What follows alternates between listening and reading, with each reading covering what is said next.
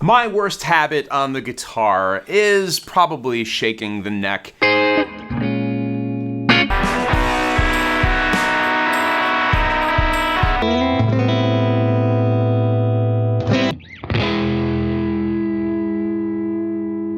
Now that's a little bit exaggerated, I don't do it quite like that. But it is something that I noticed I do a lot, and I wasn't doing it on purpose, which is a problem because anytime you're doing something musically that has no intention behind it, it's a place where you can probably improve your playing. I got a comment that actually helped me start to realize this on a video, and I will agree, sometimes it does look silly. And I won't agree though that it doesn't do anything, because I think that shaking the neck in the way that I was just demonstrating, and the way that I do, and I will continue to do, by the way, just more intentionally, is vibrato adjacent. And I think the same problem exists with everyone's use of vibrato, including my own. So vibrato is that shake that you put on a note. And there's a couple different ways you can do it. Most of us probably do something like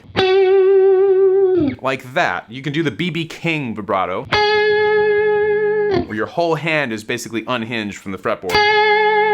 You could do the Clapton, the violin, whatever it is that you do. The most important thing is why and when you do it. Now, I also noticed that in addition to the neck shake, I'm putting vibrato on like almost everything that I play, to include chords, which is not a good thing. Now, I can explain this and make excuses for myself in a few different ways. When you're playing guitar that's out of tune, and by out of tune, I don't mean like not in tune on a tuner, because we all have digital tuners, tune your guitar, but it's something that's just not intonated correctly, it's not calibrated properly. My tendency is to want to overcome that out of tune nature of the guitar by doing that. And it does that sort of, because if you think about vibrato in a different context, which, let's say vocally, a singer uses vibrato just the same as a string player does, which is to help with blend and intonation. If you imagine a line, here's the perfect note, if you're vibratoing or doing vibrato around that line, you're never quite right where you're supposed to be, but if you do it in a consistent nature, it creates a nice pleasing sound that blends well. Vocally, you can do this a few different ways. It depends on the style of music you sing also. In pop music, the style is really not to ever use vibrato. In classical operatic music, you're using vibrato on every note because that's how you're supposed to sing those things. Musical theater is kind of like a cross between both of those things, and that's where guitar, I think, sits with vibrato as well. You shouldn't use vibrato on every note. You shouldn't use no vibrato. Use it when you want to say something specifically with what you're playing. And that is how I would challenge you to think about this. Every time you play something, what are you trying to say?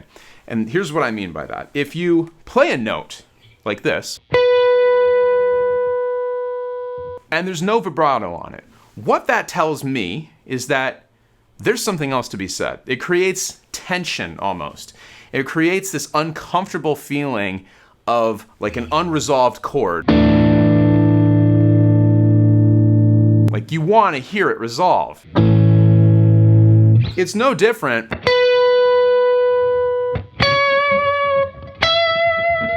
You want to hear it go somewhere, and vibrato helps it go somewhere. You're not always going to be yelling throughout a sentence. Look how loud I have to yell! Some of us type with all capital letters, but you probably shouldn't.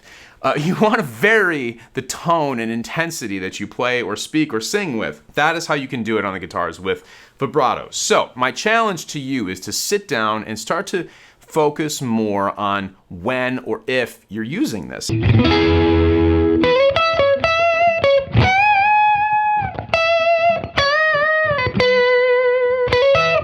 Now, there's some variation in there because I've been trying to not do it on every note.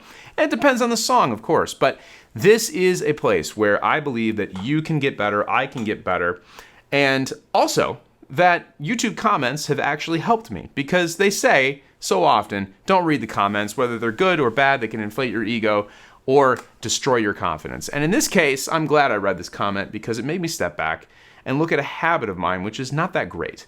Or at least it's a missed opportunity. Let's call it that. We'll say it's a missed opportunity. Not necessarily a bad habit. It is a habit, but it's a habit that can be used for good to help you say something on the guitar that maybe you weren't saying before.